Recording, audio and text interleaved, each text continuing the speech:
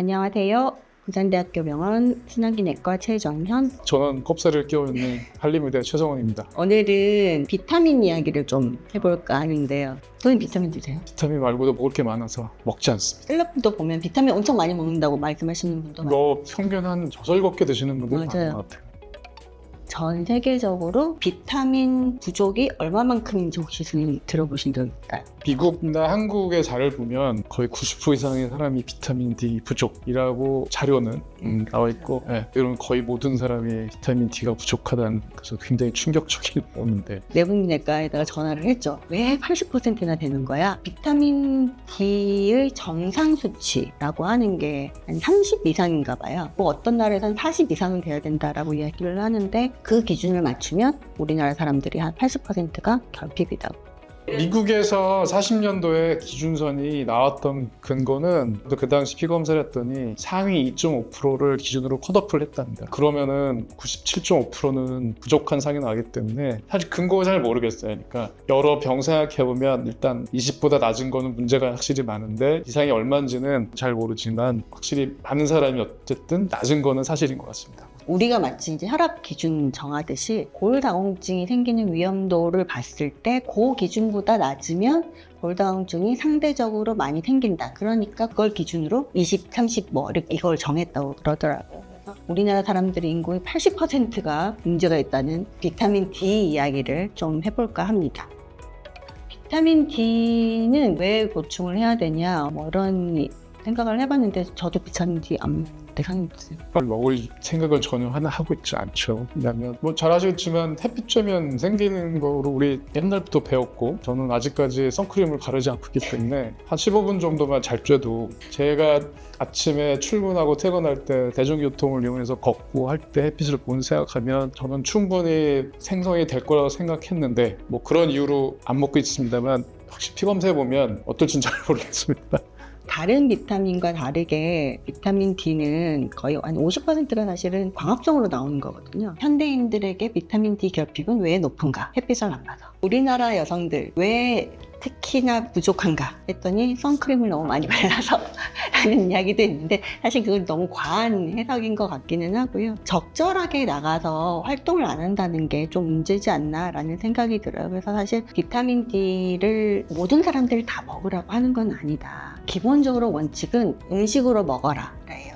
30 이하 정도는 충분히 음식이랑 광합성으로 충분히 커버가 되기 때문에 30 이하는 먹을 필요는 없고 20 이하는 먹는 게 좋겠고, 폐경기 여성 같은 경우는 이제 에스트로겐 감소가 비타민 D 작용에 영향을 미치기도 하고, 어쨌든 그때가 굉장히 골다공증이 많이 생길 수 있는 여러 가지 위험 피어리이기 때문에 그 경우에는 칼슘 보충을 하면서 비타민을 같이 먹어라. 각국의 권고안을 보면 가능한 한 약으로 먹지 말고 먹는 걸로 해라.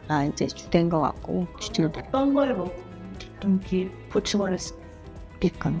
생선, 계란 노른자, 버섯. 목이버섯이라고 우리 짜장면에 많이 들어가는 거기가 굉장히 비타민 D가 함량이 높다고 돼 있는데, 요즘에 음식에도 보면 비타민 D 보충해서 나오는 것들이 굉장히 많은, 우유도 그렇고 노른자도 그렇죠. 그다음에 생선 기름. 항상 제가 볼 때는 등푸른 생선은 많이 먹을수록 진짜 건강할 수 있는 아주 좋은 소스가 되는 것 같아요.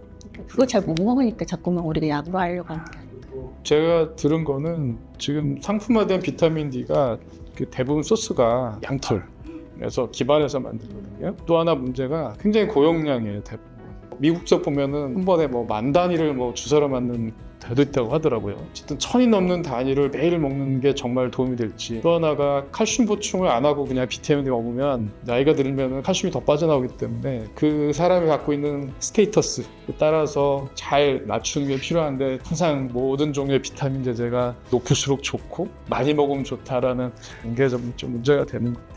비타민 C도 그렇잖아요. 항산화 비타민 C 1000mg, 1000mg 먹고 위궤양이 와가지고 쓰러졌었거든요. 그래서 뭐든지 과량은 별로 좋지 않은 것 같다.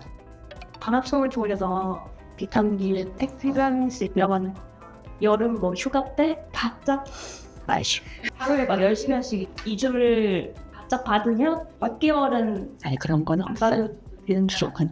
그러니까 생성된 게 간하고 신장 거쳐서 얘가 대사가 돼서 이제 작용할 때 한 5일 정도 시간이 지나야지 된다.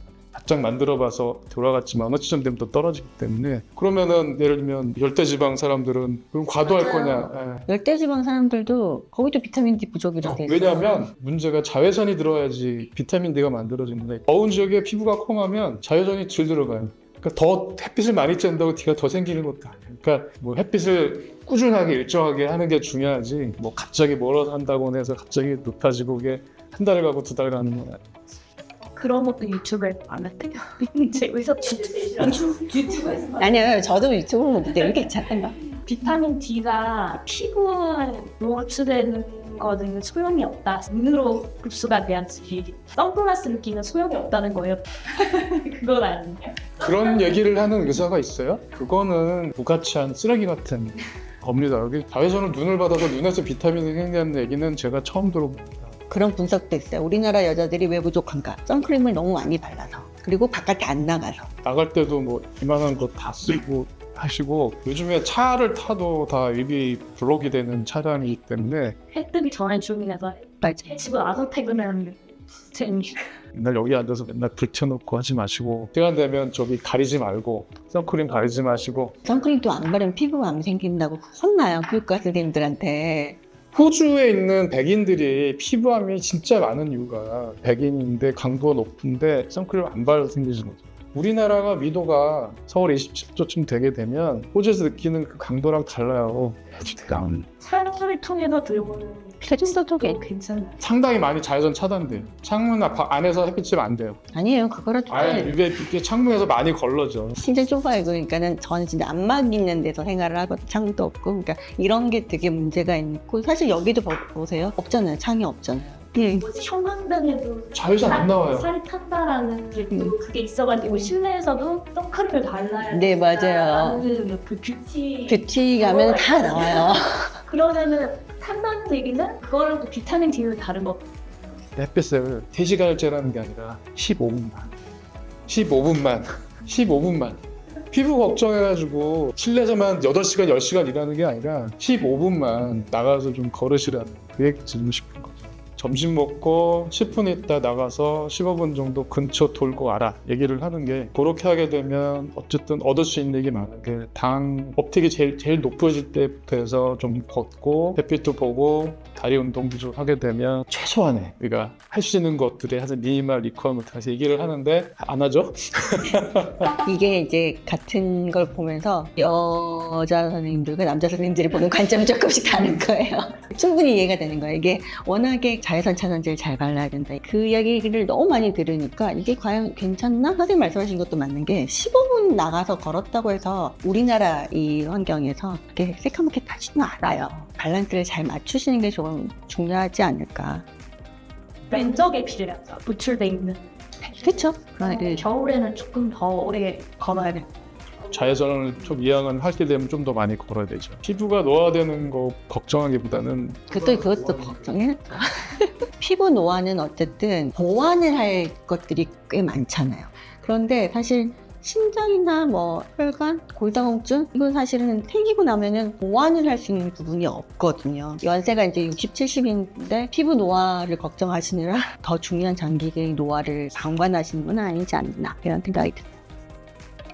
다 똑같은 이유. 왜 중요해요? 칼마디라고 해가지고 어떤 또 유튜브 하는 약사분이 칼슘, 마그네슘, 비타민 D를 챙겨서 먹더라고요. 칼맛이라는 게 있어요. 네, 약간 또 그 비타민 D를 섞어서 해서 기본적으로는 나도 환자 본 적 없지만 구루병이라고 커할 때 비타민 D, 칼슘 부족 때문에 뼈가 안 자라서 키가 작고 허리가 휘는 확실히 식사를 못하는 저경제 국가에서는 아직도 그게 문제가 되는 거고 또 하나가 비타민이 골다공증 관련해서 중요한 조절하는 것도 있고 요즘 나오는 거는 또 이게 염증을 또 줄여주고 호르몬 유사작용을 해요. 그래서 우리 면역이 염증이 올라가는 거를 막아주는 작용하는데 왜냐면 특히나 제일 중요한 게 우리 몸에 칼슘이라는 게 그냥 돌아다니는 무기질이 아니라 모든 세포들이 작용할 때 적정 농도가 돼야지 작용을 하기 때문에 그게 만약에 농도가 떨어지거나 높아지게 되면 우리 몸에 그냥 전체적으로 세포가 기능을 하는 게 다 떨어지는 거예요. 그래서 일정 수준을 칼슘 유지가 돼야 될 때 가장 중요한 게 비타민 D. 그래서 높아도 안 되고 낮아도 안 되고 그러니까 비타민 D는 먹을 때 제일 중요한 게 플러스 칼슘이 같이 가야지, 칼슘이 서플리먼트 없이 비타민만 자꾸 올리는 거는 오히려 별로 안 좋기 때문에 항상 가면 따라갈 겁니다. 그러니까 아까 말씀하신 칼마디에서 얘가 두 개가 같이 가는 이유가 그 중간에 마그네슘이 왜 들어갔는지 모르겠는데 모르겠습니다. 미국에서 우리가 제일 좋아하는 그 프레이만 연구, 시작한 지 40년 된 사람들 메사라고 해서 거기다 한 20년 동안 추적했던 연구인데, 그때 비타민 D랑 뭐 칼슘 이런 거 먹던 사람들 한 20년 동안 팔로우를 했는데 심장 질환이 나빠진다라는 것도 없고, 거꾸로 비타민 D다 그런 칼슘을 복용하면은 오히려 혈관에 석회가 되는 게 좀 줄었다, 이런 얘기 때문에 비타민 D 뭐 많이 먹어서 뭐 적게 먹고 이런 것 때문에 뭐 심장이 더 나빠진다 뭐 이런 얘기 할 만한 거. 적절한 용량은 그냥 계속 먹어도 큰 문제는 없을 것 같고, 다만 그걸 먹었다고 해서 심장이 딱히 좋아지는 건 아닌 것 같다 정도로 비타민 D는 그렇게 생각을 하시면 될 것 같아요. 실제로 최근에 이제 어떤 환자분이 오셨는데 비교적 젊은 나이에 협착증이 생기신 거예요. 70세니까 저희 동네 살다가 비교적 70세 젊으신 분이 생기신 거죠. 딱 이야기하시는 게 다른 병원에서 당신은 비타민 D랑 칼슘을 많이 먹어서 병이 빨리 생겼다, 이렇게 설명을 하신 거예요. 굉장히 이거는 위험한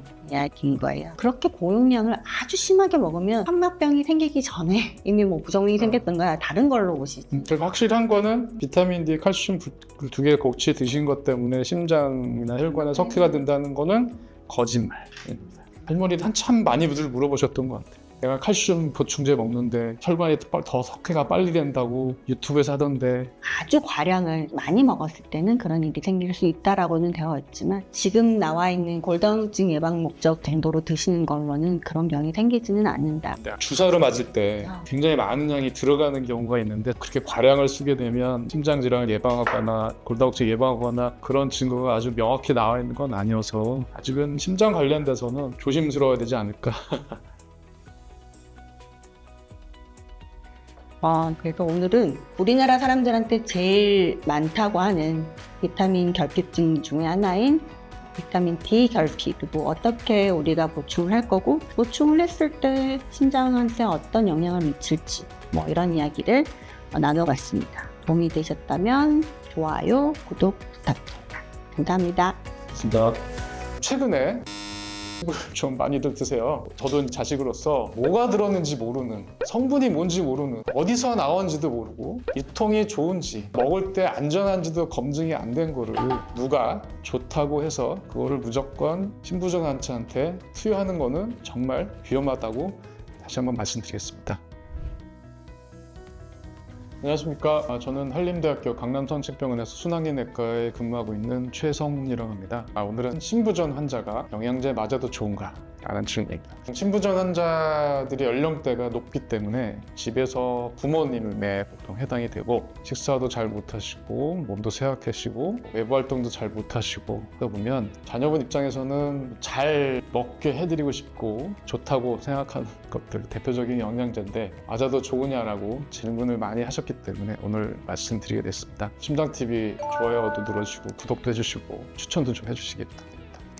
신부전이란 질병이 자주 보이는데 도대체 어떤 병인가요? 라고 질문을 먼저 시작을 좀 드려보겠습니다. 신부전 말 그대로 심장이 잘 작동을 하지 않는다. 우리 심장의 1번 기능은 산소와 영양소가 풍부한 혈액을 몸 구석구석에 있는 세포까지 날라주도록 펌프를 해주는 겁니다. 펌프가 작동을 중단하면 물이 흘러가지 않고 혈액이 중단되기 때문에 세포가 작동을 못하고 그러면 이제 죽게 되는 거죠. 자동차의 예를 들면 엔진이 피스톤을 움직여서 힘을 발생하고 바퀴를 굴려서 자동차가 앞으로 나오게 됩니다. 신부전 환자에서 비유를 드리자면 중형차가 되면 요즘은 이제 1800cc 정도 엔진이 들어가는데, 그 엔진을 빼내고 소형차 엔진을 집어넣었다고 이제 가정을 해보자는 거죠. 엔진 힘이 이제 절반 가까이 떨어지게 되죠. 형제는 천천히 굴러는 갈 겁니다.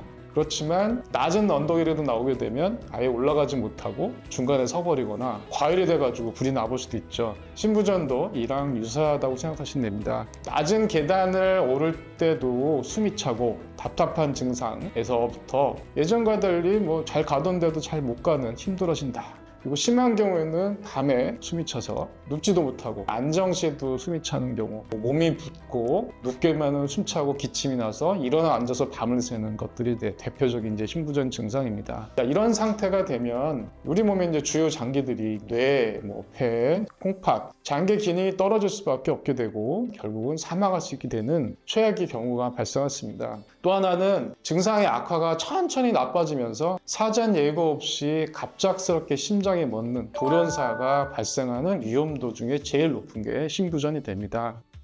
심부전이 위험한 병인가라고 말씀드리자면 당연히 위험하죠. 보통은 나이 드시면 생기는 거 아닌가라고 이제 얘기를 많이 하실 수 있겠는데 미국에 재미있는 통계가 하나 있습니다. 45세 성인 중에서 남은 수명 기간 중에 심부전에 발생할 위험도가 얼마인지를 장기간에 걸쳐서 예측했던 연구가 있는데 25%입니다. 즉 45세 성인의 4분의 1은 심부전으로 진단돼서 치료받거나 위험할 수 있다는 것이죠. 남 일이 아닙니다. 한국의 경우에 20년 전의 자료를 기준으로 현재 심부전 환자가 3배가 늘었습니다. 2020년에 유병률이 2.58% 정도고요. 추정하면 약 133만 명입니다. 여기는 치료를 받고 병원을 다니는 분이 포함되어 있지 치료를 받지 않고 병원에 진단받지 않는 분을 생각한다면 더 많을 수 있다는 거죠. 60대는 4.7%, 70대가 되면 10.6%, 80대가 되면 18.6%입니다. 70대에 있는 노인 중에서 10명 중에 한 분은 심부전이고 80대가 되면 5명에 1명이 된다는 거죠.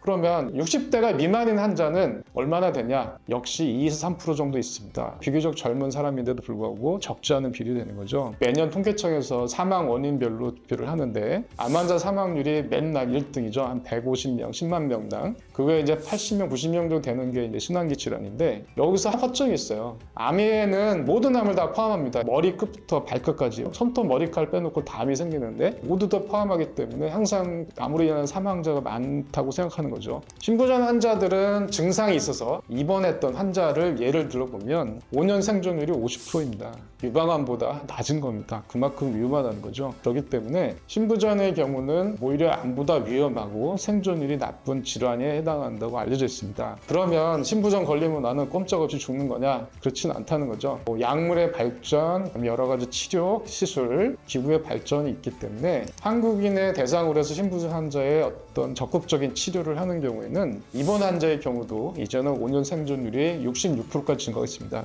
약을 잘 드시는 게 중요한데 우리 어머니가 심부전 환자입니다. 근데 기운이 없고 입맛이 없다. 자녀분 입장에서는 심부전 환자도 도움이 되겠지라고 해서 영양제를 마치고 싶은데 뭔가 심장이 안 좋으니까 고민이 되는 거에 대해서 좀 답을 드려보겠습니다. 영양제라고 보통 표현하는 것들 중에서 링거 같은 수액의 종류는 굉장히 다양합니다. 입원 환자 중에서 환자가 입으로 식사를 못하는 상황, 탄수화물이나 단백질, 무기질, 비타민을 포함한 영양수액을 투여하지 않으면 환자가 계속 굶은 상태가 되니까 이런 경우는 당연히 영양수액제를 투여해서 환자의 기본적인 상태가 유지되도록 약을 쓰게 되고 균형이 잡히지 않은 식사, 최근에 제 환자를 보면 입맛이 없으시니까 물에다가 밥을 말아서 김치랑 드세요. 젓갈. 그런 분들은 이제 필요한 영양이 부족해지기 때문에 체중도 줄고 점점 더 근육이 빠지면서 취약해지고 지내시다가 갑작스러운 감염병, 예를 들면 독감이 돈다거나 시점에서 간단한 감기라도 노인에서 감염증은 심각한 위험을 포함할 수 있는데요. 탈수가 될 만한 상황들, 설사가 지속되는 시점에서 식사가 어려운 경우라면 심부전 환자라도 일시적으로 영양 공급을 통해서 기원을 북돋는 치료를 합니다. 이제 문제가 되는 거는 나트륨입니다. 나트륨. 너무 염분이 많은 수액제를 투여하면 심부전에서는 또 몸이 붓는 증세가 나타날 수 있고 콩팥이 안 좋은 분한테 여러 가지 무기질이 많은 걸 투여하게 되면 또 신장이 나빠질 수 있는 위험도 있기 때문에 심장이 정상적이라면 이걸 감당을 하는데 심부전 환자에서는 이런 늘어난 체액량을 적절히 심장 앞으로 보내주지 못하기 때문에 심장 뒤로 물이 밀리는데 심장 뒤에 있는 데가 폐입니다. 폐 부종, 환자가 숨이 차고 복수가 차고 다리가 붓는 상황이 오게 돼서 신부전이 악화가 되는 거죠. 그래서 저희가 신부전 환자들한테 입원하고 퇴원하시거나 외래수 치료받은 분한테는 염분이 낮은 식사를 하시라고 권유를 하는 거죠. 국물에 있는 음식을 좀 피해라. 식사는 젓가락으로 하시는 게 좋겠다. 건더기만 드세요. 젓갈 등은 과다 섭취하지 마시고 피하세요. 라는 얘기 드리는 거죠. 보험이 안 되면은 뭐 금액도 꽤 아마 이제 지불하실 건데 그러지 마시고 집에 가시다가 소고기 안심 좋은 거 사셔서 한 조각 구워 드시는 게 오히려 우리 몸에 필요한 단백 성분을 더 보충할 가능성이 많다는 거죠. 이런 영양 수액제 비슷하게 또 문제가 되는 게 대표적인 경우가 진통 소현제입니다. 우리나라 노인분 중장년층에서 여러 가지 골 또는 근육 질환 때문에 진통제를 많이 복용하시는 경우가 많은데 그중에 진통 효과 플러스 소염 효과가 있는 약이 있어요. 그 약을 드시면 통증도 많이 가라앉고 심지어 뭐 관절 붓는 것도 많이 좋아지지만 이 약이 들어가게 되면 우리 몸에 나트륨을 저류시킵니다. 몸 밖으로 빼내가는 상황을 막아주죠. 역시나 그렇게 되면 또 부을 수가 있어요. 그다음에 스테로이드 제제 역시나 이것도 염분을 몸에 끌어들이는 약이기 때문에 장기간 스테로이드를 쓰게 되는 경우에는 정말 필요한 환자의 경우에서 보통 처방하시는 선생님들이 용량을 적절히 조절해가면서 하게 되는데 최근에 흑염소즙을 좀 많이들 드세요. 성분을 잘 모르는 거를 많이 드시고 콩팥의 기능이 떨어지거나 간 기능이 악화되거나 또는 몸이 붓거나 혈압이 올라서 오시는 분들이 최근에 부쩍 늘었습니다. 흑염소즙이라는 것이 뭐 어떻게 만들어진지 잘 모르겠습니다. 아마 굉장히 많은 시간을 보아서 단백질, 지질 부분이 포함될 텐데 영양식품이라 하더라도 환자에 맞지 않는 경우에는 상당히 위해가 되고 특히나 간이나 콩팥이 나빠지면 신부전 환자의 경우는 약물 치료가 매우 중요한데 약을 불가피하게 중단해야 되는 경우가 또 생길 수가 있거든요. 몸에 건강해지고 하려고 먹었는데 몸을 더 나쁘게 하는 결과가 없기 때문에 부탁 하나 드리는 거는 치료하시고 계시는 신부전 담당 선생님한테 먼저 물어보셨으면 좋겠습니다. 도대체 어쩌란 말이냐. 신부전 환자한테서 영양수액제가 필요한 경우가 있습니다. 그러면 뭐 주사 맞을 때마다 매번 뭐 전문의한테 의견을 들을 거냐. 여기서 중요한 거는 그냥 가서 나 힘이 없는데 영양제 놓아주세요 라고 말씀하지 마시고 그 약을 처방받고 주사를 맞기 전에 내가 신부전 환자서 내가 약을 먹고 있다 라는 것을 먼저 말하시면 됩니다. 우리나라 식품은 마트에서 파는 어떤 종류도 뒤에 보면 영양 표시가 돼 있습니다. 단백질이 얼마, 탄수화물이 얼마, 지질이 얼마, 무기질, 칼로리 얼마를 표시를 해서 그것을 먹는 사람들이 내가 먹어도 될지를 선택할 수 있는 정보를 주는데 소위 말하는 흑염소나 다양한 종류의 건강식품 특히나 원료도 의심스럽고 제조 과정이 정말로 무균적으로 될지도 모르는 뒤에 심지어 어느 표시도 안 돼 있는 거를 건강하지도 않은 특히나 심장 질환이 있는 분한테 누구한테 좋다고 들었다는 이유만으로 복용하는 거는 어떻게 보면 굉장히 위험한 불효에 가까운 행동이 아닐까 말하고 먼저 되묻고 싶습니다. 아직 30대 초반인데 우리혈성 신부전 환자입니다. 수술은 하지 않았지만 회복이 가능할까요? 질문이 어렵습니다. 젊은 신부전이다. 젊은 신부전 중에 회복이 가능한 부분은 갑상선 질환, 고혈압 질환 같이 유발 원인이 명확한 경우는 갑상선 치료 잘하고 혈압 조절하면 좋아질 확률이 매우 높고요. 그렇지만 나이가 젊으신 경우라면 유전적인 혹시 이유 때문에 섞여 있는 경우 좀 찾아봐야 돼서 희망적인 거는 최근에 이제 유전자 때문에 생긴 신근증도 치료할 수 있는 여러 연구가 진행이 되고 있어서 10년 기본적인 치료를 잘 받으시고 의학적 발전을 좀 기대해 보시겠지만 유전이 얼마나 섞여 있느냐에 따라서 반응은 워낙 다르기 때문에 표준적인 심장 치료를 하게 되면 30-40% 정도 환자는 거의 정상까지도 돌아오시는 상황이고 나머지의 경우에는 상태에 따라서 진행할 수도 있고 진행하지 않고 고정될 수도 있고 그걸 좀 같이 알려주시면 더 답을 드릴 수가 있을 겁니다. 그리고 신부전 4년차입니다. 제가 몸이 안 좋고 힘들어하면 주변에서는 체력을 키우라는 소리를 하는데 이렇게 신부전 환자가 운동하고 식단하고 이래서 체력을 키우면 좋아질 수 있는 그런 경우 적절한 규모 운동, 예를 들면 가볍게 숨이 찬 정도의 운동은 항상 권고를 합니다. 실제로 그런 운동을 통해서 우리 몸의 신부전을 악화시키는 교감신경계도 좀 감소시킬 수가 있고 운동을 통해서 근육량도 유지를 하게 되면 그 자체로도 신부전에 도움이 되기 때문에 가볍게 숨이 차는 정도의 운동을 꾸준히 하는 거는 분명히 좋은 치료로 돼 있고요. 등 척성 운동이라고 하는데 근력 운동을 했을 때 때 신부전이 예후가 좋아진다, 나빠진다 해서는 아직 결론은 없어요. 근데 일반적으로는 등척성 운동을 신부전 환자한테서 먼저 권고하진 않아요. 기능이 많이 떨어져 있거나 부정맥이 유발할 수 있는 요소가 있는 환자의 경우는 위험해질 수 있다는 보고도 있기 때문에 일반적으로는 등장성 운동, 유산소 운동이라 말하는 것들을 보통 권고를 많이 합니다. 그리고 마지막 질문이요. 5년 전 회사 건강검진 결과표에 신부전과 빈맥이 발견이 되었는데 지금까지 이제 매년 검사를 했는데 그 이후로는 수등이 없었다. 이게 자료로 안 치는 경우인 건지 아니면 신부전과 빈맥이 발견된 게 검사 오류인 건지. 신부전이나 빈맥이라는 걸 검진해서 나오셨다 그러면 신비대 자체가 있는 경우는 신부전과 연결되기 때문에 신부전 발생 가능성이 있으니 주의해라라고 아마 하시지 않았을까 생각이 들고요. 빈맥이라는 거는 안정시에 맥박수가 100번 이상인 경우를 얘기를 하는데 검진을 하기로 보통 가면 일단 긴장이 돼요. 긴장 상태에서 당연히 맥박수가 올라서 만약에 심박 맥수가 101회만 돼도 빈맥으로 나갑니다. 그 다음에는 안 보였다는 얘기는 심장에 지속적으로 신비대도 없었고 빈맥도 없었다는 뜻이기 때문에 자연적으로 신부전이 치료된 게 아니라 그런 이상 소견을 어떤 특정 질환과 관련돼서 언급을 한 거지 신부전 환자가 자연 치료가 되는 경우는 거의 없다고 생각하시면 됩니다.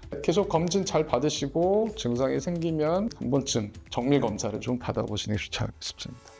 오늘 영양제 관련된 부분도 왔는데요. 아까 흑염소도 잠깐 말씀드렸지만 여러 가지 건강식품류도 다 포함되는 어떻게 보면 보편적인 얘기입니다. 심장약 하나를 환자한테 쓰려면 10년 이상의 연구를 통해서 효과가 있으면서 부작용이 감소할 수 있는지를 보려고 수많은 돈과 시간과 노력을 통해서 약을 선택해서 결정합니다. 그렇지만 저도 자식으로서 단순하게 그런 안타까움 때문에 뭐가 들었는지 모르는, 성분이 뭔지 모르는, 어디서 나온지도 모르고 유통이 좋은지 먹을 때 안전한지도 검증이 안 된 거를 누가 좋다고 해서 그거를 무조건 신부전 환자한테 투여하는 거는 정말 위험하다고 다시 한번 말씀드리겠습니다.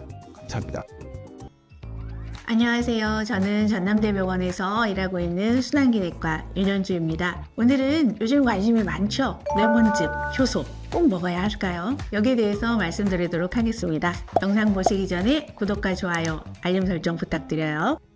저랑 같이 일하시는 분들 중에 아침마다 레몬즙과 올리브 한 스푼으로 미라클 모닝을 시작하는 분이 있습니다. 얼마나 효과가 있는지 물어봤어요. 아직 효과는 모르지만 아침이 상쾌한 것 같다. 대개는 장기적인 효과를 기대해 보려고 한다. 요즘에 홈쇼핑에도 워낙에 레몬즙 선전들이 많고 아침에 좀 힘들어서요. 제가 먹어봤는데요. 아직까지 뭐가 얼마나 좋아졌는지는 잘 모르겠습니다. 레몬즙을 드시는 이유는 그런 것 같아요. 비타민C, 폴리페놀 뭐 이런 것들이 항산화 효과가 있으니까 피부도 좀 밝아지고 혈관도 좀 건강해지고 노폐물 개선 효과들도 있고 노화를 늦추는 뭐 이러한 데에서도 이제 상당한 이슈가 되고 있어서요. 레몬을 먹고 젊어지자. 이런 것들 때문에 레몬즙을 먹는 것이 아닌가 싶은데요. 레몬즙을 어떻게 먹는 게 좋을지, 그리고 이걸 왜 먹어야 되는지, 레몬즙의 효과가 기대되기는 하지만 정말 이게 약을 대체할 수 있을까? 이런 것들 그래서 한번 살펴보려고 했습니다.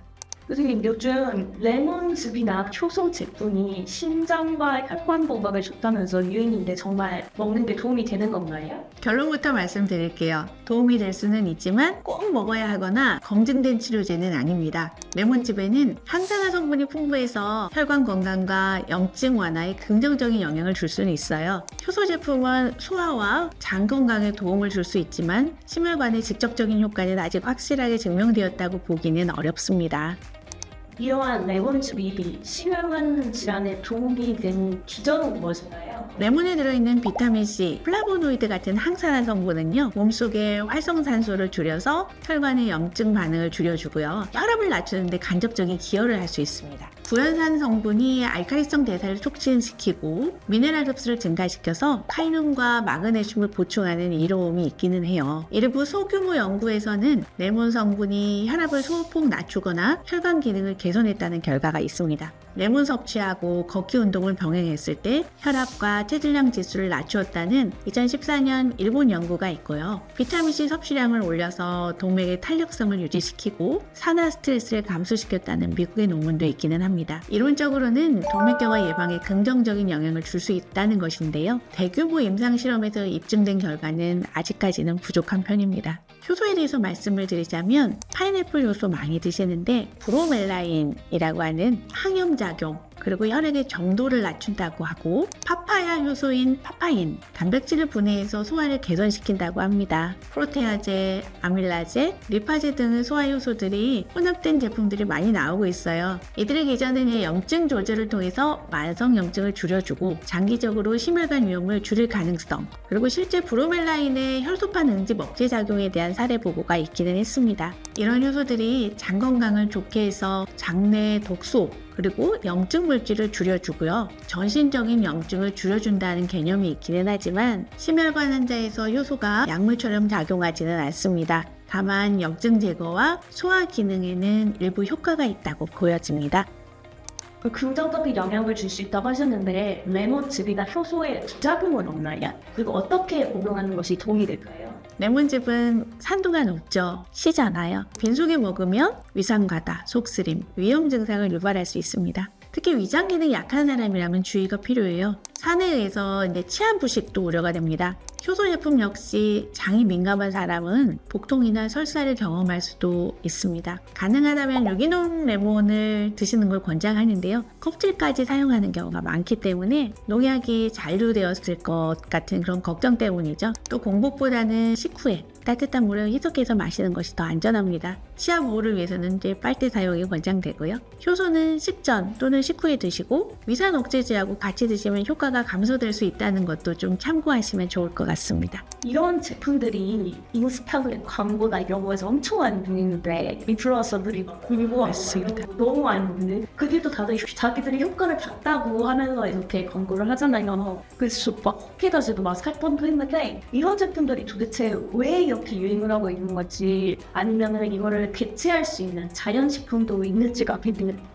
디톡스, 항산화 이런 게 요즘 트렌드에 맞고 또 SNS나 유튜브 통해서 체중 감소하고 혈관 청소 개념들이 연관돼서 과장되게 전달된 것이 아닌가 싶고요. 항산화 효과와 항염증 효과를 가진 대체식품에는 대표적으로 블루베리, 안토시아닌이 풍부해서요. 혈관 보호 그리고 기억력 개선 효과가 있다고 입증이 되었고 녹차 같은 경우도 산화 스트레스를 줄이고 LDL 콜레스테롤 수치를 감소시켰다. 그리고 심혈관 질환을 예방한다. 이러한 것들이 논문으로 발표된 바가 있습니다. 또한 강황에 들어있는 커큐민 이런 성분들은요. 항염증 효과하고 더불어서 동맥경화를 억제한다. 이렇게 보고가 되었고요. 마늘의 아리신 성분도 혈압을 낮추고 혈전 예방한다. 근거가 있습니다.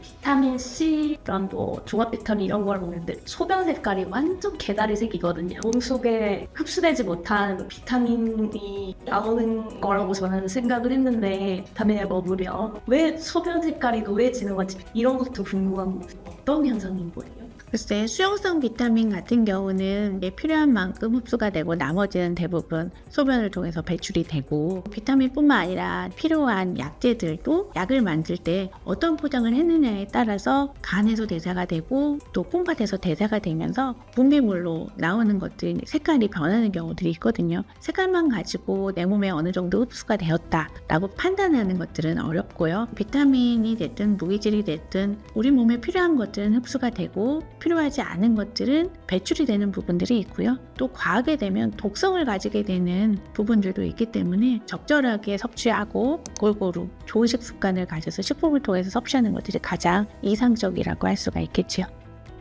댓글에도 비타민 C 메가도스 이러면서 엄청 고용량을 먹는 거기서 메모되신 분들이 많더라고요. 맞습니다. 없어도 그거 많이 없는 거예요. 사실은 비타민C 메가도스에 대한 연구들도 있었고 그리고 이게 한동안 유행하는 부분들도 있었어요. 비타민의 항산화 성분을 가지고 요것들을 많이 투여하면 항염 효과를 넘어서서 항암 효과까지 있고 일반적으로 비타민이 우리 몸의 조직을 만들 때 거기에서 또 조효소 역할들을 하기 때문에 또 세포 재생에도 또 효과가 있기 때문에 피부에도 직접 바르는 비타민 그리고 주사를 통해서 투입하기도 하는데요. 이게 메인스트림으로 가는 치료법이라기보다는요, 보조적으로 사용이 되어져야지 장기적으로 봤을 때는 약을 대체하지는 않는다. 보조적으로 효과는 어느 정도 인정이 되고 있다. 이 정도로 정리할 수 있을 것 같습니다. 하지만 심혈관 질환이 있거나 이런 분들은 약제를 먹고 상호작용이 있을 수 있으니까 대신 하셔야겠네요. 네네네. 올리브유 왜 드시는 거예요? 저랑 같이 일하시는 분들 중에 아침마다 레몬즙과 올리브 한 스푼으로 미라클 모닝을 시작하는 분이 있습니다. 어떤 비가 없죠? 좋은 기름이라고 하잖아요. 식물성 오일, 폴리페놀 같은 것들이 많이 들어있어서 거기서도 뭐 항산화 효과를 기대하고 올리브유를 드시고, 지중해식 식단을 보면 그쪽 동네에 사는 사람들이 사실은 식습관이 엄청 건강하다라고 할 수 없지만 올리브유를 많이 드시면서 혈관이라든지 심장 관련된 그러한 성적들이 좋은 것들을 보면 지중해식 식단이 상당히 건강한 식단으로 알려져 있거든요. 그래서 그거의 베이스가 되는 게 올리브유이기 때문에 이제 올리브유를 왜 먹는가 봤더니 그런 항산화 효과들이 있더라. 그러면 오늘은 이 레몬과 효소에 대해서 알아보았는데 혹시 정리해 주실 수 있을까요? 네, 레몬과 효소는 심혈관 건강에 도움이 될 수 있는 보조적 식품입니다. 하지만 의학적으로 검증된 치료법은 아니며 대체할 수는 없습니다. 혈관 건강을 위해서는 식이섬유, 항산화 식품, 운동, 수면, 스트레스 관리가 더 중요합니다. 레몬과 효소는 식생활 내 균형 있게 포함시키면 긍정적인 보완책이 될 수 있을 것입니다. 레몬처럼 상큼하고 효소처럼 부드러운 하루 되시기 바랍니다. 오늘은 레몬과 효소에 대해서 알아보았습니다. 다음 시간에는 수면에 대해서 말씀드리겠습니다. 오늘 내용 중에 더 궁금한 점 있으면 댓글에 남겨주시고 그러면 답을 드리도록 하겠습니다. 감사합니다. 안녕하십니까. 영남대학병원 심장내과 손장원입니다. 오늘은 신부전 환자의 혈압약과 당뇨약 복용 왜 필요한지 그 이유에 대해 환자분들께서 더욱 쉽게 이해하실 수 있도록 환자와 의사의 대화 형식으로 준비하였습니다. 영상 시청하시기 전에 구독과 좋아요, 알림 설정 부탁드립니다. 안녕하세요 선생님. 제가 숨이 차서 병원을 방문했는데 심장 기능이 많이 떨어져 있고 심부전으로 진단을 받았는데요. 선생님께서 여러 가지 약을 처방받았는데 좀 궁금한 게 있어서요. 신부전을 진단받고 약을 드시게 되면 항상 궁금해하시는 분들이 많은 것 같습니다. 어떤 것이 궁금하실까요? 제가 심부전 치료를 위해서 약을 4가지 정도 먹고 있는데 약을 처방받고 약 설명서를 보니 원래는 혈압약이나 당뇨약으로 쓰이는 약들이래요. 그런데 저는 혈압도 오히려 낮은 편이고 당뇨도 없는데 왜 그런 약을 제가 복용해야 되는지 이해가 잘 안 돼요. 많은 신부전 환자들이 질문하시는데요. 신부전 치료에서 사용하는 4가지 핵심 약물이 있습니다. 겉보기에는 혈압을 낮추는 약이나 당뇨병 약처럼 들릴 수가 있는데 이러한 4가지 약제는 신부전 환자한테서 이 약들이 심장에 큰 도움을 주고 생존율을 향상시키고 입원을 줄여준다고 증명이 되었기 때문에 반드시 사용하도록 권장하고 있습니다. 그래서 하나씩 차근차근 설명을 드리겠습니다.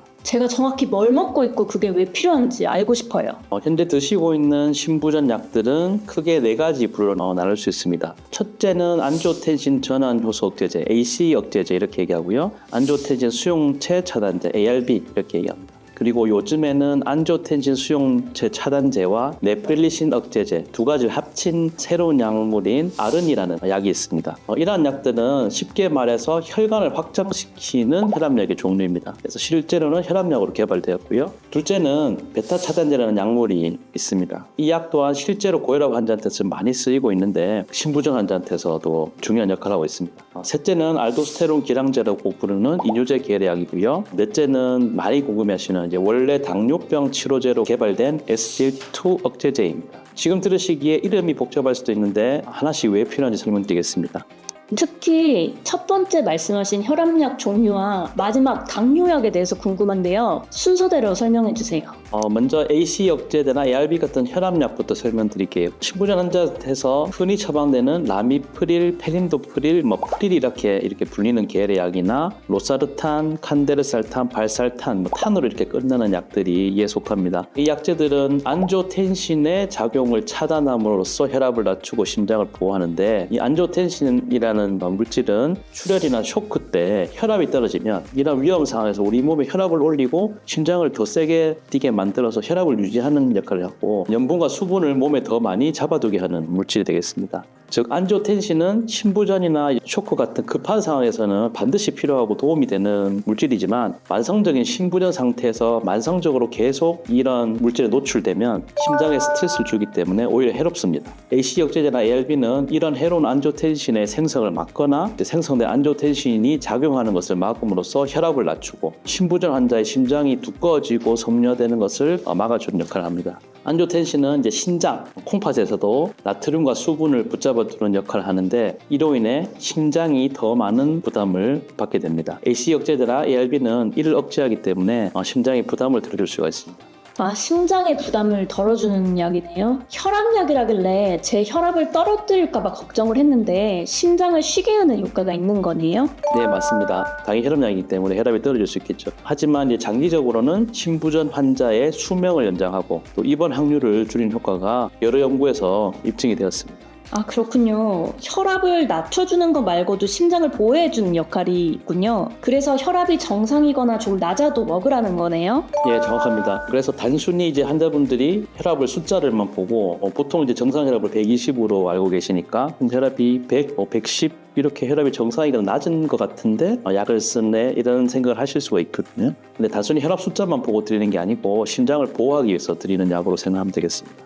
그리고 최근에는 AC 억제제나 ARB 대신 아르닉이라고 하는 새로운 약이 많이 사용되고 있습니다. 안지오텐신 수용체, 네프릴리신 억제제 두 가지 약제를 결합해서 사용하는 약제를 줄여서 부르는 말인데 이 약은 방금 말씀드린 ARB와 또 다른 기전으로 심장에 좋은 효과를 주는 사쿠비트릴이 합쳐져 있는 약이 되겠습니다. 임상 연구에서 기존 AC 억제제보다 신부전 환자의 사망률을 더 낮춰주는 것으로 나타나서 최근에는 거의 모든 신부전 환자한테 쓰이고 있습니다. 요약하자면 첫 번째 부류의 혈압약 계열은 심장에 부담을 덜고 나쁜 호르몬을 억제해서 신부전 진행을 늦추고 생명을 연장시켜준 약으로 생각하시면 되겠습니다.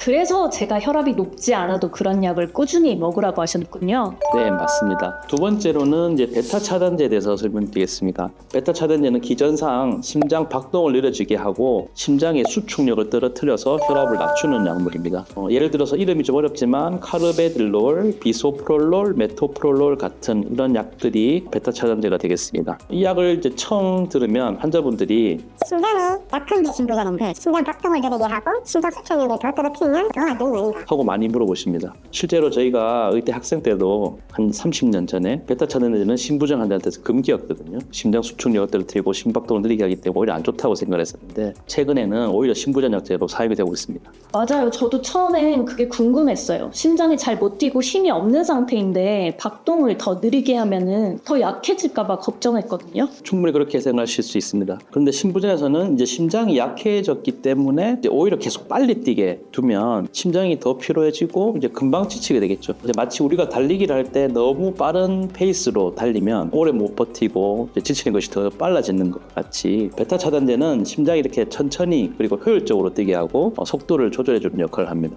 심장이 천천히 뛰면 한 번 뛸 때 더 많은 혈액을 오히려 보낼 수 있고 심장 근육이 쉴 시간도 늘어납니다. 이렇게 심장이 안정된 속도로 뛰면 시간이 지나면서 심장 기능이 좋아질 수 있고 돌발적인 부정맥 발생도 줄어듭니다. 그래서 실제로 베타 차단제를 꾸준히 드신 환자들이 더 오래 살고 또 신부전 증상이 악화되어 병원에 입원하는 빈도도 줄어드는 것으로 연구들에서 확인이 되었습니다. 아, 그렇군요. 초반에 이 약을 먹고 나서 맥박이 느려지고 약간 무기력한 느낌이 들어서 걱정했는데 그게 오히려 제 심장을 보호하는 과정이었네요. 네, 처음 몇 주간은 이 베타 차단제를 사용하면 조금 나른함이나 피곤함을 느끼는 경우도 있습니다. 하지만 천천히 용량을 조절하면서 시간이 지나면 몸이 적응이 되는 경우가 많습니다. 중요한 것은 이 베타 차단제가 심장의 펌프 기능을 길게 보면 향상시키고 심장 근육이 회복될 기회를 준다는 점입니다. 보통 의료진이 정기적으로 맥박과 혈압을 확인하면서 이제 적절한 범위 내에서 용량을 맞춰드리기 때문에 맥박이 이 약을 쓰고 평소보다 느려졌다든지 혈압이 조금 낮다고 해도 너무 걱정하지 않으셔도 되겠습니다. 그러면 세 번째 약은 이뇨제라고 하셨는데 알도스테론? 뭐라고 하셨죠? 네, 알도스테론 기량제, 흔히 스피로노락톤, 에플레노논이라는 약이 그 부류가 되겠습니다. 쉽게 말하면 약한 이뇨제의 한 종류인데요. 이뇨제라고 하면 이제 소변을 통해 몸에 물을 빼주는 약이잖아요. 나 지금 많이 붓지가 않고 붓기가 고치되는데 왜 굳이 이거를 먹어야 하나? 하고 생각하시는 분이 많은 것 같습니다. 네, 맞아요. 예전에 붓거나 숨찬 증상이 심할 때는 강한 이뇨제를 맞기도 했는데 지금은 증상이 괜찮은데도 그 약을 드시라고 해서 의아했어요.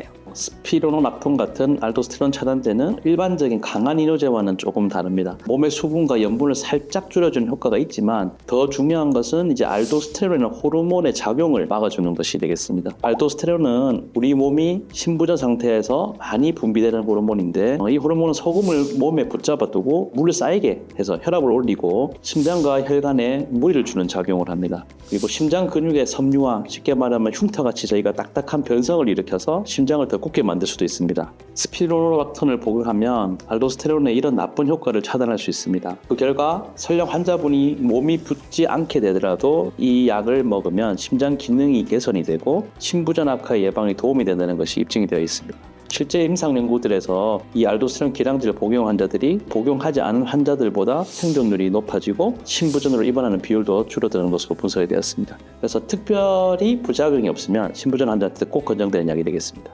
단순히 소변만 빼는 약이 아니라 제 몸속에 나쁜 영향을 줄여주는 역할이 있군요. 몸이 붓지도 않고 혈압이 낮아도 이어서 먹으라고 하신 이유가 있었네요. 네, 혈압이 아주 위험할 정도로 수축 혈압이 80 정도로 낮지 않은 한은 계속 드시는 게 좋습니다. 알도스테론 억제제는 AC 억제제나 ARB처럼 이제 혈압을 낮추는 그런 역할은 조금 적습니다. 잠깐만 낮추는 경우가 많고요. 대부분 잘 견디십니다. 대신 복용 중에는 주기적인 피검사로 칼륨 수치 그리고 쿵팍 기능을 체크해가면서 사용해야만 안전하게 사용할 수 있습니다.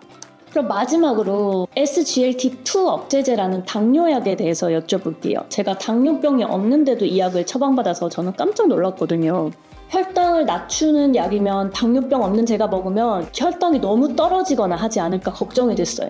그래서 처음에는 많이들 놀라시고요. 사용하기를 싫어하시는 분이 많습니다. SGLT2 억제제는 원래 포도당을 소변으로 배출시켜서 혈당을 떨어뜨리는 당뇨병 치료제로 개발이 되었습니다. 대표적으로는 다파글리플로진, 엠파글리플로진이라는 성분의 약들이 있고요. 상품명으로는 다파엔, 자디앙 이런 이름으로 나옵니다. 원래 용도는 당뇨병 조절이었는데 당뇨 환자들한테서 이 약을 사용해 보니까 심부전인 환자한테서 심부전의 증상을 호전시키고 효과가 있다는 것이 밝혀졌습니다. 그래서 당뇨약으로 개발된 약이 심부전 경과가 좋아지는 놀라운 효과가 발견된 것이고요. 정말 흥미롭고 반가운 발견이었습니다. 당뇨병이 없어도 심장에 좋다니 신기한데요. 어떻게 도움이 되는 건가요? 여러 가지 기전이 설명되고 있습니다. 일단 몸에 불필요한 당과 나트륨을 소변으로 배출하면서 약한 이뇨 효과를 내기 때문에 심장에 부담을 덜어주는 것으로 생각하고요. 또 체중이 한 3kg 정도 약간 줄어드는 효과도 있어서 전반적으로 심부전 환자의 상태를 안정시켜줍니다. 쉽게 비유하자면 몸에 짐을 조금 들어주는 역할을 한다고 볼 수 있습니다. 그래서 숨차고 붓는 증상을 완화시키는 데도 도움이 되고요. 무엇보다 심부전으로 인한 사망이나 입원 위험을 줄여준다는 사실이 많은 임상 시험들에서 확인이 되었습니다. 이 약은 비교적 새로운 심부전 치료제인데 당뇨병이 없더라도 심부전 환자라면 권장되는 약으로 자리 잡았습니다. 그렇군요. 당뇨약이라고 해서 제 혈당이 떨어질까 걱정했는데 제 상태에서는 심장에 도움이 되는 좋은 약이었네요. 네, 당뇨가 없는 분이 이 약을 드셔도 저혈당이 잘 생기지 않는 특징이 있습니다. 인슐린처럼 직접 혈당을 끌어내리는 약이 아니고 혈당이 어느 정도 높을 때 소변으로 당을 빼는 약이라서 대체로 안전하게 잘 복용하실 수 있습니다. 선생님 말씀을 들으니까 제가 왜 이런 약들을 먹고 있는지 이해가 되네요. 요약하면 이 4가지 약제가 심부전에서 심장을 보호해주고 병의 진행을 늦추고 저의 생명을 연장시켜 줄 수 있기 때문에 먹는 거군요. 예, 정확하게 말씀 주셨습니다. 그래서 심부전 치료에서는 이 증상이 없더라도 이 약들을 꾸준히 드시는 게 매우 중요합니다. 지금 환자분은 증상이 많이 호전되셨다고 말씀 주셨는데 이러면 약을 끊을 수가 있거든요. 근데 약을 끊으면 다시 증상이 악화되거나 심장 상태가 나빠질 위험이 있습니다. 반대로 지금 증상이 없어서 겉으로는 괜찮아 보여도 약을 잘 복용하시면 속에서 진행되는 심부전을 최대한 억제할 수 있는 효과가 있습니다. 흔히 자동차 엔진 오일을 주기적으로 갈아주면 차가 멀쩡해 보여도 엔진 수명이 늘어난 것처럼 심부전 약물들도 심장이 겉으로 괜찮아 보일 때 미리미리 보호해서 오래 쓸 수 있게 해주는 관리라고 생각하시면 되겠습니다. 네, 사실 제가 요즘 숨이 차거나 하는 증상은 많이 없어져서 방심할 뻔했거든요. 그래도 약을 빠지지 않고 계속 규칙적으로 먹어야겠네요. 네, 상태가 좋을 때 약을 꾸준히 드셔서 그 좋은 상태를 유지하는 게 매우 중요하다고 할 수 있습니다. 그리고 혈압이 좀 낮게 나온다고 해서 임의로 약을 중단하시는 분이 있는데 그렇게 하시면 절대 안 되겠습니다. 신부전 환자들은 앞서 말씀드린 이제 약들을 드시면 혈압이 일반인보다 낮게 유지되는 경우가 많습니다. 예를 들어 수축기 혈압이 100 또는 심지어는 이제 90대가 이렇게 나오기도 하거든요. 이 정도 혈압은 신부전 환자한테서 흔한 편입니다. 그리고 꼭 나쁜 것은 아니고요. 중요한 건 환자분께서 이런 혈압이 낮으면서 이 저혈압으로 인한 증상, 어지럽거나 뭐 쓰러질 것 같다든지 또 너무 혈압이 낮아서 신장 기능이 나빠진다든지 다른 부작용 증상이 있는지 없는지가 중요하고요. 특별한 부작용 증상이 없다면 숫자로 보는 혈압이 약간 낮다고 약을 중단하는 것은 절대 있어서는 안 되겠습니다. 아, 그렇군요. 저는 가끔 혈압을 집에서 재면 95, 60 정도 나올 때가 있어가지고 좀 겁이 났거든요. 그렇지만 어지럽진 않았어요. 어지럽지 않고 컨디션이 괜찮으시다면 그 혈압은 환자분께 맞게 조절되고 있을 가능성이 큽니다. 물론 너무 어지럽거나 기운이 없으면 연락을 주시거나 병원을 찾아주셔야 되겠습니다. 그럴 때는 용량을 조금 줄이거나 이제 조절할 수가 있거든요. 하지만 임의로 약을 끊게 되면 이제 신부전이 갑자기 악화될 위험이 있기 때문에 반드시 주치의와 상의해서 결정을 하는 것이 좋겠습니다. 아, 잘 알겠습니다. 앞으로는 혈압이 조금 낮게 나와도 너무 겁먹지 않고 특별히 불편한 증상이 없으면 그냥 계속 약을 복용하겠습니다. 네, 지금처럼만 잘 복용하시면 잘 관리할 수 있을 거라고 생각됩니다. 신부전 환자에게도 이 4가지 약물치료는 예외 없이 권장되는 거라서 꾸준히 드시는 게 좋습니다. 약이 좀 많아서 번거로우실 수도 있지만 이 약들이 서로 다르게 작용하면서 심장을 보호해주는 지붕을 받쳐주는 4개의 기둥 같은 역할을 한다고 하거든요. 그렇게 이해하시고 혈압약, 당뇨약이 아니다. 이 약은 신부전 약이라고 생각하고 드시면 좋겠습니다. 네, 신부전 약제에 대해서 잘 이해가 되셨나요? 더 궁금한 내용 있으시면 댓글에 남겨주시면 답변을 드릴 수 있도록 하겠습니다. 네, 감사합니다.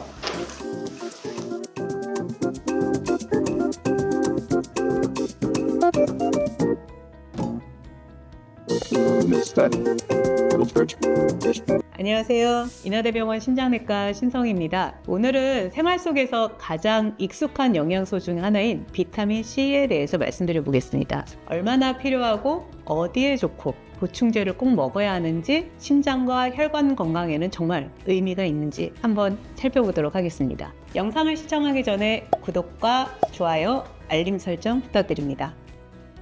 교수님, 제가 쭉찍이 봤는데 어떤 교수님께서 비타민 C를 하루에 몇 알씩 먹고 혈관 건강이 되게 좋아졌다는 얘기를 들었거든요. 동맥경화가 사라지고 콜레스테롤 수치가 낮아지고 병이 나았다 이런 가족분들한테도 권하고 이런다고 하니까 저도 비타민 C를 주문해서 하루에 2000mg요? 네, 2,000mg. 굉장히 고용량이네요. 진짜 효과가 비타민 C가 왜 필요한지부터 한번 볼까요? 비타민 C, 다른 이름으로는 아스코르부산이라고도 하는데 수용성 비타민이거든요. 물에 잘 녹고 몸에서 필요한 만큼 사용한 뒤에 남은 양은 소변으로 배출된다는 뜻입니다. 그래서 아마 이런 고용량, 메가를 먹어도 더 괜찮지 않을까라는 생각들을 많이 하시는 것 같아요. 대부분 동물은 스스로 비타민 C를 합성할 수는 있지만 사람은 비타민 C를 못 만들기 때문에 반드시 음식으로 섭취해야 하는 필수 영양소는 맞습니다. 그리고 비타민 C가 우리 몸에서 하는 일은 생각보다 굉장히 다양합니다. 먼저 콜라겐 합성에 꼭 필요한데요. 콜라겐이라는 것은 결합 조직의 필수 성분이 되기 때문에 피부뿐만 아니라 혈관 벽 그리고 상처 치유에도 중요한 역할을 하는 단백질입니다. 그리고 항산화작용이라는 것을 합니다. 우리 몸은 매일 에너지를 쓰고 운동도 하고 스트레스를 받으면서 활성산소라는 일종의 찌꺼기 같은 것이 생기는데 비타민 C는 이러한 활성산소를 중화해서 세포 손상을 줄여주는 데 도움이 됩니다. 세 번째는 면역 기능을 돕고 식물성 식품의 철분 흡수를 도와서 빈혈 예방에도 일정 부분은 역할을 합니다. 만일에 비타민 C가 굉장히 부족하다라고 하면 괴혈병이라고 하는 질환이 생기기도 하는데 오늘날에서는 사실 굉장히 드물기는 합니다. 하지만 이런 질환이 생기면 쉽게 피로하거나 잇몸에서 피가 나고 상처가 잘 낫지 않는 증상이 나타나서 그만큼 비타민 C가 필수 영양소라는 것을 보여주는 것이 될 수가 있게 되겠습니다. 그러면 얼마나 먹어야 하느냐가 궁금하실 수 있겠는데요. 보통 성인 기준 하루 75에서 90mg이면 충분하다라고 합니다. 만일에 담배 피시는 분들, 흡연을 하시는 분은 산화 스트레스가 조금 더 커서 하루에 한 35mg 정도 추가로 더 필요하다고도 얘기를 합니다. 이 양이 어느 정도인지 음식으로 한번 감을 잡아보면 오렌지 중간 한 개 정도가 약 비타민 C 70mg을 가지고 있다고 하고요. 키위는 한 개당 약 약 60mg, 그리고 빨간 피망 같은 경우를 채를 썰어서 컵에 넣었을 때 한 반 컵 정도가 약 95mg 정도 들어있다고 하니까 평소에 사실 과일과 채소를 조금만 신경 써서 드시면 하루 권장량은 그렇게 어렵지 않게 채울 수가 있습니다. 이쯤 되면은 많은 분들이 물어보죠. 보충제를 먹으면 더 좋나요? 아니면 1g, 2g 메가도즈를 먹으면 좋지 않나요? 혹은 동맥경화도 좋아지고 혈관이 깨끗해지나요? 이런 질문에 대해서는 기대와 현실을 조금 구분해 볼 필요가 있다고 생각합니다. 이론적으로는 충분히 가능합니다. 비타민C가 LDL 콜레스테롤이 산화되는 것도 줄이고 혈관 내피 기능도 도와주고 염증 반응도 낮출 수 있어서 동맥경화 진행을 줄 가능성이 있습니다. 혈관을 청소하는 것이다 라는 이런 표현이 굉장히 인터넷이나 유튜브에서 많이 있어서 조금 놀랍기도 했거든요. 근데 실제로 수천 명이나 수만 명 규모의 장기 연구들을 보면 비타민C 보충제를 오래 7년, 8년, 10년 먹었다고 해서 심근경색이라든지 뇌졸중에 유의하게 줄었다는 뚜렷한 결과는 없습니다. 일부 굉장히 짧게 한 연구나 관찰한 연구에서는 일시적으로 혈관이 더 잘 확장되었다든지 혹은 심장혈관 시술 전후로 약간의 미세혈류 같은 것을 개선하는 효과가 있다든지 하는 결과가 보고되기도 하지만 문제는 이러한 연구 결과가 일관적이지 않고 장기적으로 보았을 때 심혈관 사건을 떨어뜨린다로 직접적으로 이어지지는 잘 않았습니다. 그러면 왜 반대로 과일이나 채소를 많이 먹는 사람은 심혈관 질환이 적다는 연구가 많을까요? 여기서 핵심은 식사 전체의 힘이라고 생각하시면 됩니다. 과일과 채소에는 비타민 C뿐만이 아니라 식이섬유, 칼륨, 각종 폴리페놀과 항산화 물질이 함께 들어 있습니다. 게다가 보통 그런 분들은 대체로 운동도 열심히 하시고 체중 관리도 하시고 담배도 좀 적게 피시려고 하는 이런 생활 습관도 좋은 경우가 굉장히 많죠. 다시 말해서 과일이나 채소가 풍부한 식사 패턴 자체가 건강을 좋게 하는 것이지 비타민C 하나만으로는 설명이 잘 되지는 않습니다. 그래서 비타민C 알약만으로 좋은 식습관을 대신하는 것은 굉장히 어렵습니다. 뭐 다른 영양도 마찬가지지 이렇게 비타민C 효과를 기대하고 사 먹는 사람들은 그만큼 건강에 관심이 많기 때문에 식습관도 좋을 거고 액상거나 이런 것도 잘 안 먹을 거고 그렇기 때문에 그 사람들의 건강이 좋다 이런 말씀이 아니요. 물론 내가 잘하니까 이것까지 하시겠다라는 분들도 있을 것 같은데 보통 제가 봐서는 영양제를 드시는 경우에는 식습관이 제대로 잡지를 못하니까 이 영양제 한 알이 나의 건강하지 못한 식습관과 생활습관을 좀 잡아주지 않을까가 조금 더 많은 것 같아요. 저 아침도 잘 챙겨 못 먹고요. 그리고 막 밥도 제대로 못 먹으니까 이 영양제를 하나 추천해달라는 말도 굉장히 많이 듣고요. 저희야 뭐 병원에서 환자분들을 좋게 하고 그리고 건강을 관리해드리는 입장에서 좋은 거라면 제가 사드리는 것도 아니고 이거 드세요라고 적어드리죠. 근데 문제는 뚜렷한 효과가 없다라는 게 가장 크고 어떤 한 알이 전체적인 생활 습관이나 식습관을 대체할 수가 없다는 거죠. 그거보다 훨씬 확실한 건 정말 건강하게 식단을 잘 꾸리셔서 채소 많이 드시고 과일 많이 드시고 스트레스 덜 받으시고 운동 잘 하시면 좋다라는 연구 결과가 이렇게 많거든요. 그래서 그거로 좋은 건강한 식단을 꾸리십시오라고 결론적으로는 말을 많이 하게 되는 것 같아요.